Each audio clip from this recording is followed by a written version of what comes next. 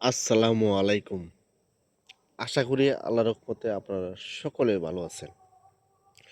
যে জিনিসটা দেখতেছেন ভিডিওতে এটার নাম হইলো তালমাখানা। এটা এক ধরনের বিচি, একদম দানাদার বিচি হয়। এটা বিভিন্ন দেখবেন দোকানে, সব দোকানে পাওয়া যায় না। কাঠবাদাম, কাজু বাদাম, খেজুর, মধু যেসব দোকানে বিক্রি করে, মুদির দোকানে, এসব দোকানেই এই এই তালমাখানা আপনারা পাবেন।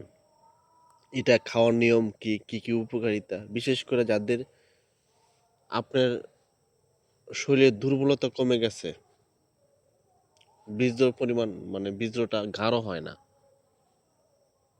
এটা গাঢ় হবে। আমি যে শরীর শক্তিটা সহজে বাড়াবে।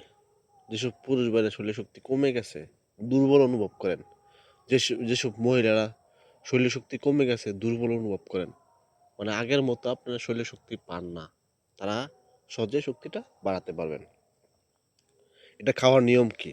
অনেকের প্রশ্ন, এটা খাওয়ার নিয়ম কি? খাওয়ার নিয়ম সহজ উপায়। এটা বাজার থেকে সংগ্রহ করে নিয়ে আসা ভালোভাবে পরিষ্কার করবেন। এটা ভালোভাবে পরিষ্কার কইরা তারপরে আপনারা ১ থেকে ১.৫ চামচ ১ থেকে ১.৫ চামচ এই তাল মাখানা নিয়া আপনারা ১ গ্লাস দুধ সংগ্রহ করবেন। ১ গ্লাস দুধের মধ্যে দুধটা গরম হয় না, ঠান্ডা হয় না। এরকম নিয়া আপনি দুধের সাথে আপনার ২ থেকে ৩ মিনিট আপনি খুব ভালোভাবে আপনার দুধের সাথে মিশাবেন। মিশালে দেখবেন আঠা হয়ে যায়। চুইংগাম যে দেখছেন না? বিচ্ছিরা চুইংগাম যেরকম আঠা হয়ে যায়, এরকম আঠা হয়ে যাবেগা। যখন মিশাইবেন তখন ২-৩ মিনিটের ভিতরে খেয়ে নিবেন। এটা তবে ভরা পেটে খাবেন। ভরা পেটে খাবেন। দিনে ১ বেলা করে খাবেন। তবে আপনার সুবিধা মতো খেতে হবে, কোনো পার্শ্ব প্রতিক্রিয়া নাই। তবে রাত্রেবেলা ঘুমানো যাওয়ার আগে সবচেয়ে খেলে পারফেক্ট হবে। আপনি সুবিধা মতো খাবেন। অনেকে বলতে পারেন, "আমি তো দুধ পছন্দ করি না, দুধ সংগ্রহ করতে পারি না।"